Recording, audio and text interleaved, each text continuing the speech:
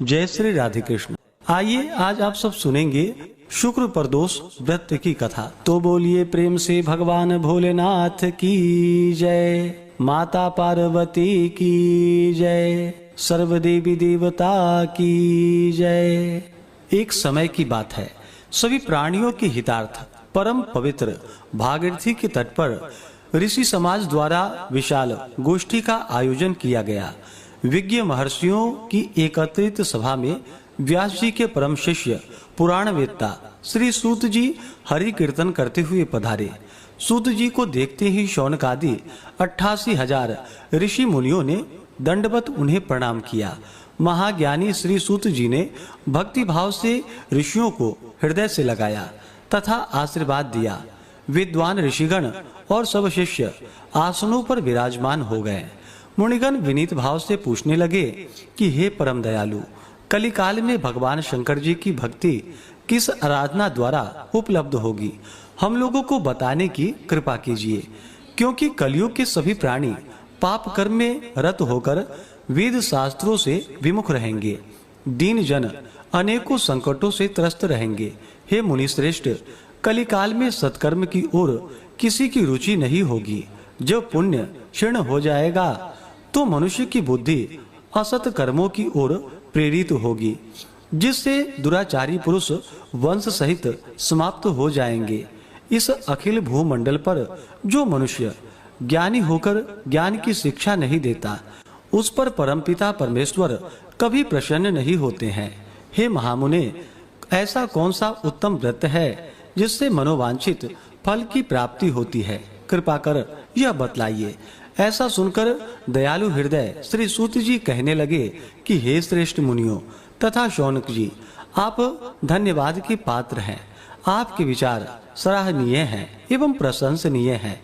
आप वैष्णवों में अग्रगण्य हैं, क्योंकि आपके हृदय में सदा ही परहित की भावना रहती है।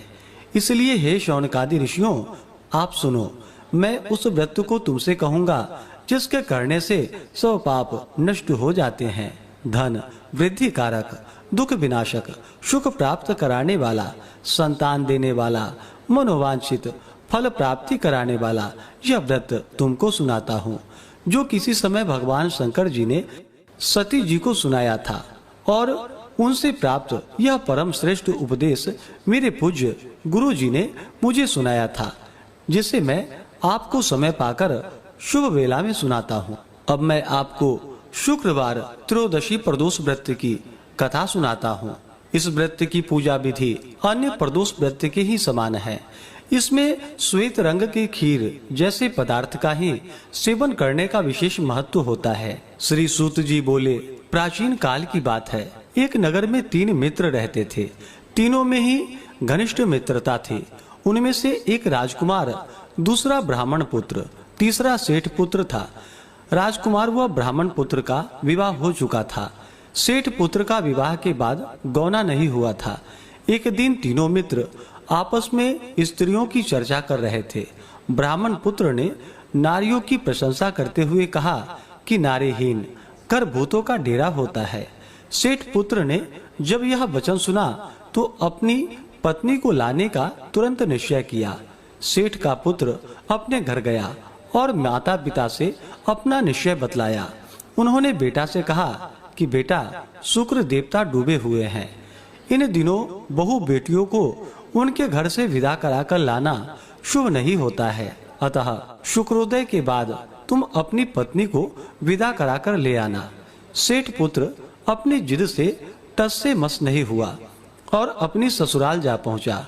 सास ससुर को उसके इरादे का पता चला। उन्होंने इसको समझाने की कोशिश की, किंतु वह नहीं माना और फिर उनके सास ससुर को विवश हो अपनी कन्या को विदा करना पड़ा। ससुराल से विदा होकर पति पत्नी नगर से बाहर निकले ही थे कि उनकी बैलगाड़ी का पहिया टूट गया और एक बैल की टांग भी टूट गई। पत्नी को भी काफी चोटें आई।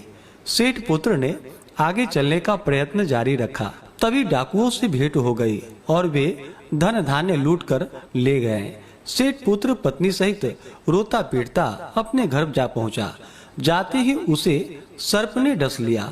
उसके पिता ने वैद्यों को बुलवाया उन्होंने देखने के बाद घोषणा की कि सेठ पुत्र 3 दिन में मर जाएगा। उसी समय इस घटना का पता जब ब्राह्मण पुत्र को लगा तो उसने सेठ से कहा कि आप अपने लड़के को पत्नी सहित बहू के घर वापस भेज दो। यह सारी बाधाएं इसलिए आई है कि आपका पुत्र शुक्र अस्त में पत्नी को विदा करा कर लाया है। यदि वह वहां पहुंच जाएगा तो यह बच जाएगा। सेठ को ब्राह्मण पुत्र की बात जच गई और अपनी पुत्र वधू को वापस लौटा दिया। वहां पहुंचते ही सेठ पुत्र की हालत ठीक होनी आरंभ हो गई। शेष जीवन सुख आनंद पूर्वक व्यतीत किया और अंत में वह पति पत्नी दोनों विमान द्वारा स्वर्गलोक को चले गए। इस प्रकार से जो भी सच्ची श्रद्धा के साथ शुक्रवार प्रदोष का व्रत धारण करते हैं तो उनके जीवन की सभी प्रकार की दुख और कष्ट दूर हो जाते हैं तथा दाम्पत्य जीवन खुशहाल होता है। तो बोलिए प्रेम से भगवान भोलेनाथ की जय, माता पार्वती की जय, सर्व देवी देवता की जय। जो भी भक्तजन प्रदोष का व्रत करते हैं उन्हें प्रदोष का व्रत कम से कम 11 त्रयोदशी या 26 त्रयोदशी का व्रत धारण करना चाहिए और फिर व्रत पूर्ण होने पर व्रत का उद्यापन करना चाहिए। प्रदोष व्रत के दिन जो कि दिन रात्रि उपवास रहते हुए व्रत को धारण करना चाहिए।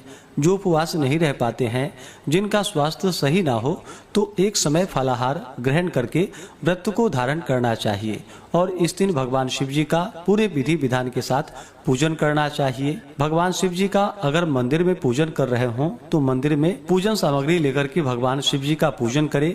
नहीं तो घर पे अगर पूजन करते हो तो घर पे भगवान के पूजन के लिए एक चौकी लगा करके चौकी पे भगवान शिव जी के लिए सफेद वस्त्र और माता पार्वती के लिए लाल वस्त्र बिछा करके उनकी फोटो या प्रतिमा को स्थापित करके मंडप को 5 रंगों से सजाना चाहिए और एक आसन लगा करके कुशा का आसन लेकर के पूर्व या उत्तर दिशा की ओर मुख करके बैठना चाहिए। तिलक धारण करनी चाहिए। एक दीप प्रज्वलित करके सबसे पहले भगवान गणेश जी का पूजन करना चाहिए। भगवान गणेश प्रथम पूजनीय हैं। किसी भी प्रकार के शुभ या मांगलिक कार्यों में पहले भगवान गणेश जी का पूजन किया जाता है। तो पहले भगवान गणेश जी का पूजन कर लें, उसके बाद शिव परिवार का पूजन करें, जैसे कि नंदी, श्रृंगी, भृंगी, कृतमुख, कुबेर, कार्तिकेय, सर्प देवता आदि का पूजन करें और फिर भगवान शिव, माता पार्वती का पूरे विधि विधान के साथ पूजन करना चाहिए। कथा श्रवण करनी चाहिए।